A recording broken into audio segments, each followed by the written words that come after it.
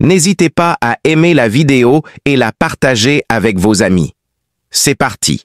Très bien. Est-ce que vous, pour la plupart de ceux qui sont sur le plateau, est-ce que vous rejoignez ceux qui pensent qu'il y a des réseaux derrière ces mendiants en grande quantité sur le territoire ivoirien? André? Ali, autant vous avez rappelé à bon escient que cette activité était dépénalisée, autant celle-ci demeure un acte antisocial qui favorise une véritable criminalité et la mise en place de véritables réseaux.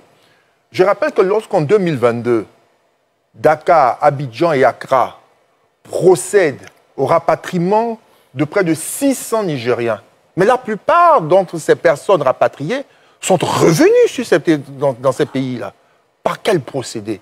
Elles sont revenues parce qu'elles ont le moyen de pouvoir faciliter leur déplacement, parce qu'il existe réellement des personnes qui ont organisé une véritable activité économique par cette traite humaine. On utilise des personnes du fait de leur pauvreté, parce qu'elles vivent dans des conditions difficiles. On les fait venir dans des pays relativement riches, où on se dit qu'on pourrait bien sûr obtenir de ces citoyens-là, qui vont travailler, un peu d'argent, et que cet argent-là, collecté par ces mendiants, soit reversé entre les mains de ceux qui ont facilité leur entrée sur le territoire national. Voici une réalité qui nécessite que des opérations de ce genre-là puissent être menées afin de pouvoir démanteler ces réseaux de mendiants qui ne se créent pas de manière spontanée, mais par une certaine intelligence de personnes qui comprennent que lorsqu'ils sont en face de pays qui ont un problème de gouvernance des frontières, lorsque la politique de gestion des flux migratoires n'est pas très clairement mise en place, lorsque on travaille encore à pouvoir procéder à une identification minutieuse des personnes qui vivent sur votre territoire, il y a donc l'occasion, le terreau pour pouvoir développer ce type d'activité. Et ce n'est pas faute. Et il faudrait bien féliciter nos gouvernants de savoir qu'il faut réagir désormais, parce qu'il s'agit, au-delà de la question du désordre humain, mais une question de sécurité nationale. Très bien. Michel, vous voulez réagir? Oui, je voulais bien sûr réagir parce que j'ai entendu que certains pensent que c'est un procès contre le district. Non, loin s'en faut. Entendez que lorsqu'on a vu le courrier de l'ambassade du Niger, nous avons essayé de voir de quoi il s'agissait. La question qui était en dessous de tout, c'était la lutte contre le désordre urbain. Donc, la lutte contre le désordre urbain, nous savons que ça vient c'est le district qui s'en occupe. C'est pourquoi, c'est tout naturellement que nous nous tournons vers le district pour dire, attends, si une mesure comme ça a été prise et que 142 personnes sont parquées quelque part, il faut que des mesures soient prises pour s'occuper de leur santé et des conditions d'assainissement, de nourriture même de ces personnes-là. Ça, c'est tout à fait normal. Il s'agit de la vie humaine. Et la vie humaine, pour moi, elle est au-delà de nos considérations, quelle que soit la nature. Maintenant, la deuxième chose, c'est vrai qu'aujourd'hui, c'est le Niger qui s'en plaint, mais il ne faudrait pas oublier que nous avons aujourd'hui près de 2 de nos ressortissants journalistes de surcroît qui sont détenus au Niger. Donc, toute situation qui peut nous emmener à créer d'autres situations conflictuelles avec ce pays, il faut qu'on fasse un effort pour s'en éloigner. Ce n'est pas dit qu'on a peur, mais en 2024, on se souvient que le Niger avait accusé la Côte d'Ivoire de préparer un assaut contre son pays. Donc, je dis, la question du Niger doit être abordée avec un peu plus de délicatesse et que ce qu'on a vu récemment. Moi, je crois que si, aujourd'hui, comme on a interpellé le ministère des Affaires étrangères, s'il veut bien nous éclairer, nous en serons très satisfaits. Mais pour l'instant, l'aspect que ça donne, c'est-à-dire que la Côte d'Ivoire donne l'impression qu'elle a parqué des individus, des citoyens nigériens quelque part, et que ceux-là ne demandent qu'à rentrer chez eux, et c'est difficile de leur accorder cela. Parce que dans le courrier, ils sont bien exprimés, ils ont dit qu'ils voulaient même rapatrier ces personnes-là. Mais non, s'il te plaît. Jusqu'ici, elles n'ont pas d'oreille attentive auprès des autorités qui, de commun accord avec les autorités nigériennes, pouvaient le faire sans que ça ne crée toute cette situation-là. Donc je crois qu'aujourd'hui, il est mieux pour nous de pouvoir chercher comment apaiser ce type de situation-là que de vouloir, je dis à la limite même les banaliser, prendre les Nigériens pour des gens qui veulent créer encore, comme on dit chez nous, créer encore le conflit dans le conflit, mais je crois que là ne sera pas la bonne méthode. Pour nous, c'est comment sortir de cet embrouille-là, faire rentrer ces gens qui veulent bien rentrer chez eux, les accompagner à leurs frontières et éviter désormais de laisser rentrer comme on le veut, hein, comme ça se fait actuellement, les enfants surtout. Parce que la question de la mendicité, moi, sur la question, là où je suis souvent choqué, c'est les enfants. Et on en voit plusieurs dans les rues. On se demande, mais où ils dorment? Parce que même à 2 h du matin, ils sont encore dans les rues. Vous voyez-vous, j'ai dit souvent aux gens, j'ai dit, la société, nous sommes liés. Souvent, tu vois quelqu'un qui est en train d'agresser quelqu'un, mais il est quitté quelque part. Si on n'a pas résolu ces questions-là maintenant, ces enfants-là, quand ils grandissent, ils sont quoi? Parce qu'ils vont nulle part. On se demande, mais à 2 h du matin, où ils dorment? Et ils vont dormir où? Un jour, ils vont se révolter contre ceux-mêmes qui pensent qu'être... Est-ce que le fait de les ramener dans leur ambassade, par exemple, ce n'est pas de leur donner l'occasion d'être pris en charge par les autorités de leur pays? Mais les autorités demandent seulement un dialogue pour les faire répartir. Ils n'ont pas trouvé... Non, ils ont dit ça dans le courrier. Moi, je m'en tiens au courrier. D'accord, on va pas revenir sur ce débat. Jusqu'ici, ces autorités n'ont pas d'oreilles attentives. C'est des questions essentielles. C'est sur ça que je veux me penser et chercher penser que nous avons la possibilité de trouver des solutions, qu'on les trouve, afin que cette situation-là puisse être derrière nous. Franck Guéhi, vous nous appelez de Yopougon Academy, me dit-on. Franck Guéhi, bonsoir, est-ce que vous êtes là? Oui, je suis là. D'accord. Pour vous, ce phénomène tire sa source dans des raisons culturelles. On vous écoute. Oui, effectivement, il faut savoir que bien avant que le phénomène puisse s'installer, on avait déjà le phénomène de la mendicité en Côte d'Ivoire. Vous voyez un peu. Et il faut savoir un peu que ce phénomène déjà prospérait. Et maintenant, je pense qu'avec la crise et tout ça, dans ces différentes régions, avec l'interdiction aussi qui a été plus ou moins intégrée dans ces pays-là, on va voir cette migration de ces populations vers des pays qui sont porteurs ou qui présentent plus ou moins ces genres d'opportunités-là. Vous voyez un peu. Et puis, il faut voir aussi que dans la culture de certaines groupes culturels en Côte d'Ivoire, on a le fait qu'on puisse apprécier les jumeaux comme des individus porte-bonheur, vous voyez un peu. Et donc, il y a des femmes qui vont se mettre sur les routes pour pouvoir les présenter comme des personnes vulnérables qu'on peut apporter des contributions et tout ça. Et donc, c'est dans ce format-là que va venir se plonger toute cette masse de personnes-là afin de pouvoir aussi prospérer et de pouvoir dynamiser et reconstruire ce phénomène-là dans un autre sens, en fait. Vous voyez un peu. Donc, il faut savoir que déjà, il y avait déjà un terreau déjà favorable. Et puis après, on a cette mesure additionnelle qui va plus ou moins exploser le phénomène jusqu'à ce qu'on puisse avoir ça aussi. Voilà, c'est juste ça. Merci pour votre contribution, M. Franck Guéhi, dont vous nous avez appelé de Yopougon Academy. Alors, dernière question pour passer au prochain sujet, messieurs. Est-ce que vous pensez que la Côte d'Ivoire doit renforcer son dispositif d'immigration, aux frontières notamment, pour éviter que ce phénomène de mendicité à l'intérieur grandisse davantage et bien d'autres phénomènes, surtout que la zone ouest-africaine est en proie à une insécurité grandissante due au fait du terrorisme. André?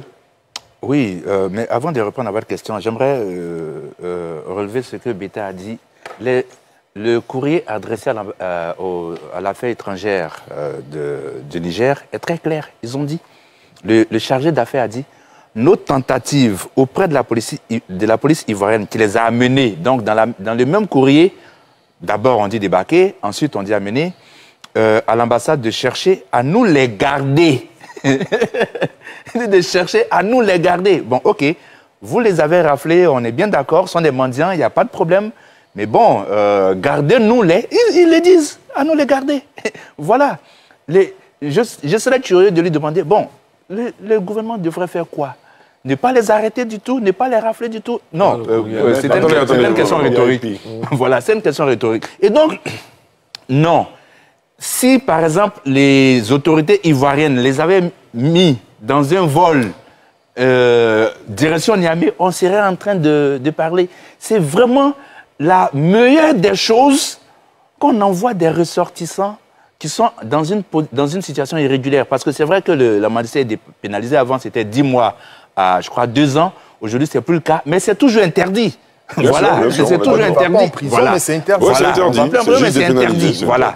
Et donc, c'est la meilleure des choses qu'on dise, on envoie les gens à leur ambassade. C'est vraiment la meilleure des choses. Et une ambassade, elle a la capacité de loger ces personnes sans forcément au sein de l'ambassade.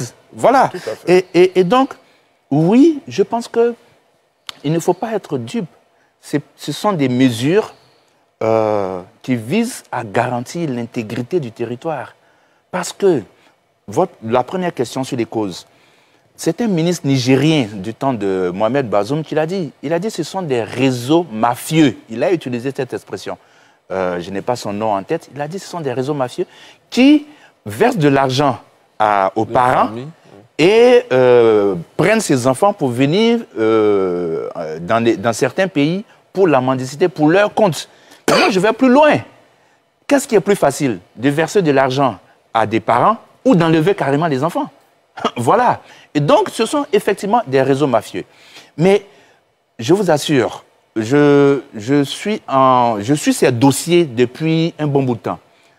Chaque jour, ce ne sont pas moins de 50 personnes qui sont prises par les autorités de police, de gendarmerie, de l'armée, à nos frontières qui tentent de rentrer en Côte d'Ivoire par des voies détournées. Voilà. Donc, je vous assure que la Côte d'Ivoire prend des dispositions. Parce qu'auparavant, d'autres auraient dit, oui, on voit le dos du nageur, mais je vous assure, actuellement, les autorités n'attendent même pas que vous achetiez un maillot. Voilà, quand vous êtes en train d'acheter un maillot de bain pour aller dans une piscine, on vous identifie déjà pour ne même pas vous donner l'occasion de plonger et de voir votre dos. Voilà, et donc, il y a des mesures qui sont prises et je pense qu'il faut aller encore plus loin parce que c'est vraiment, moi ça me fend le cœur, je l'ai dit ici à plusieurs reprises, de voir ces enfants-là dans les rues en train de faire cela.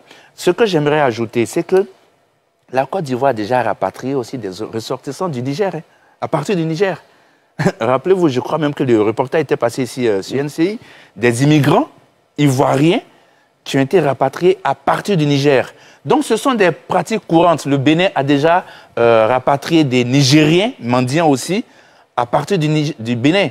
Mais tout cela, ce n'est pas un problème. C'est quand il s'agit de la Côte d'Ivoire que ça devient le problème. Non, il faut arrêter de complexer les Ivoiriens. Très bien. À la fin, ensuite Landré. Moi, je me dis que peut-être même le courrier, peut-être que c'est un SOS même à son gouvernement pour qu'on lui envoie un peu d'argent pour soigner les gens, leur donner à manger, les loger à l'hôtel en attendant. Voilà, c'est un courrier, je ne sais pas qui a fait fuiter. Peut-être que le réseau qui a fait fuiter veut mettre la pression sur le gouvernement.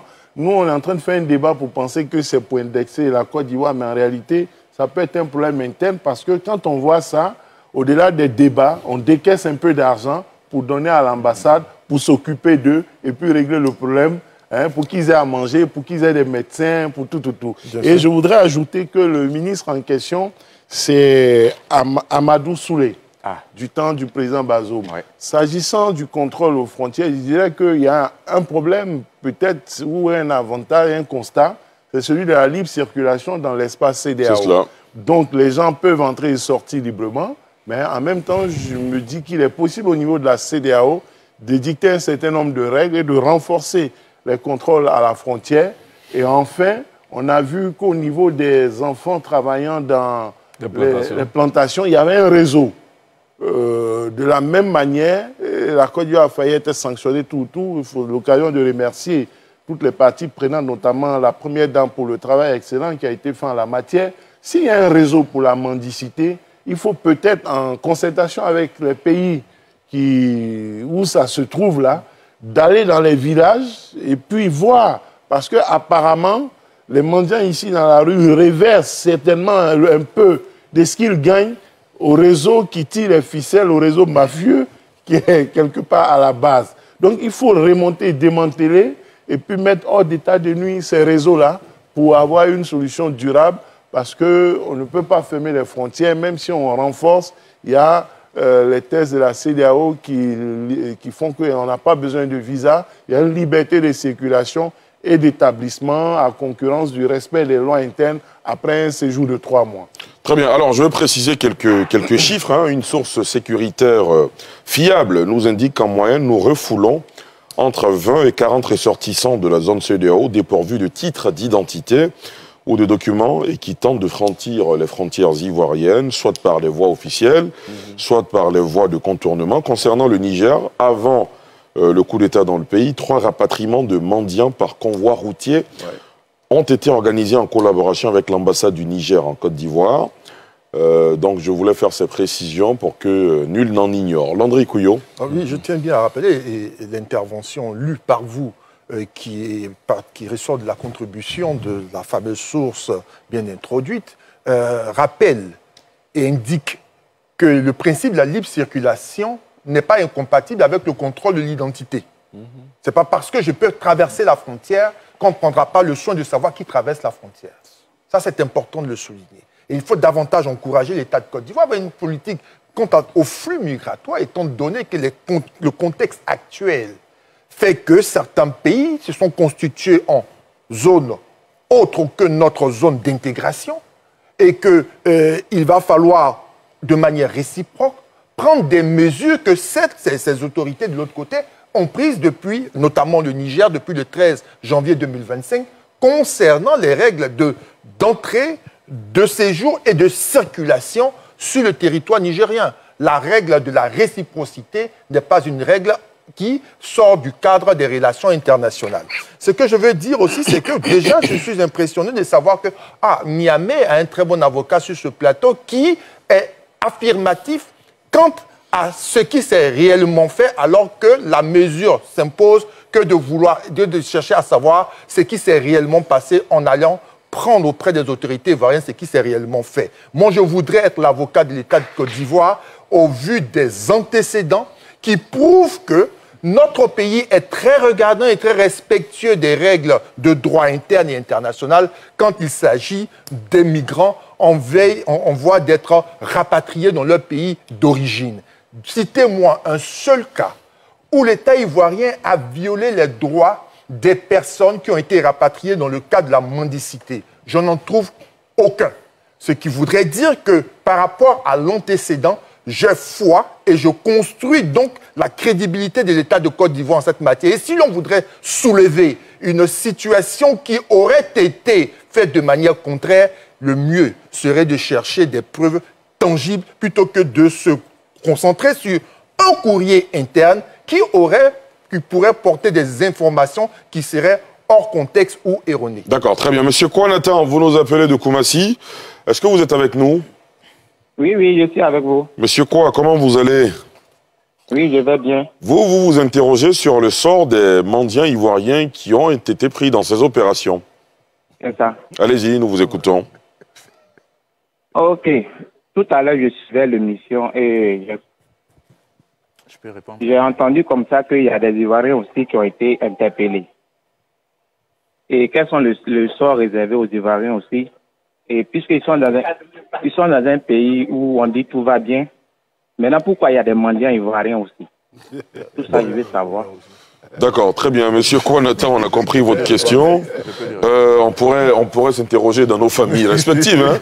Les familles où il y en a qui sont dans les situations sociales avec beaucoup de moyens, mais il y en a qui tirent le diable par la queue. Enfin, en parenthèse, je ferme la parenthèse très vite. Michel Bétal. Je vais lui donner la réponse. Bon, moi, je ne sais pas où Kyoti, sa défense, bon, il se proclame défenseur de la Côte d'Ivoire que d'autres. Moi, je ne sais pas d'où ça vient, mais je ne vais pas m'attarder dessus. Ce que je voulais dire, c'est que sur la question de l'immigration, voyez-vous, l'État fait ce qu'il peut. Mais je crois qu'au niveau des populations aussi, il y a une sensibilisation à faire. Parce qu'on sait, pour la plupart, ces groupes de mendiants-là, où on les retrouve en dehors des rues, où on les retrouve souvent dans certains lieux de culte. Donc, il faut souvent sensibiliser. Dans certains lieux de culte, bien entendu. En dehors de certains lieux de culte. Non, je dis dans certains lieux de culte. Aux abords. Voilà. On les retrouve souvent et c'est fréquent, et depuis toujours. Donc, je pense que sur ce côté-là, il faut sensibiliser aussi les populations pour qu'elles comprennent que la mendicité, souvent, même quand tu abordes un peu la question religieuse, dans aucune religion, la mendicité n'est autorisée. Mais ça se fait et ça se tolère. Donc, je crois que si la sensibilisation peut passer à ce niveau-là, ça va aider aussi l'État à faire comprendre aux uns aux autres que ce n'est pas une solution et que par le travail, on peut s'accomplir, on n'a pas besoin de forcément mendier. Très bien. Oui, le téléspectateur qui a posé, bon, la première question, c'est pourquoi ils sont des mendiants, je ne peux pas répondre. Par contre, ce que sont devenus, selon nos investigations, effectivement, il y a eu 252 Ivoiriens raflés dans ce sens-là. Comme les autres, on les sensibilise sur le fait que la mendicité est interdite. Quoiqu'on ne peut pas les envoyer en prison pour ça.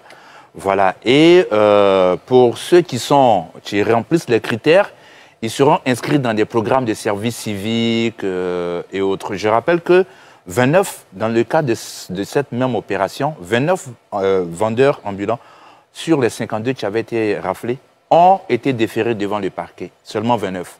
Voilà. Les autres, ils ont rejoint les familles ou bien ils seront inscrits dans des programmes de services civiques et autres. D'accord, on va parler. Maintenant, c'est à vous. Réagissez en commentaire, partagez vos réflexions et vos idées. Si cette vidéo vous a éclairé, n'hésitez pas à l'aimer et à la partager avec vos amis. Ensemble, nous construisons l'Afrique de demain. Restez connectés sur Afrique Diverse TV pour encore plus d'informations et de débats passionnants. À très bientôt.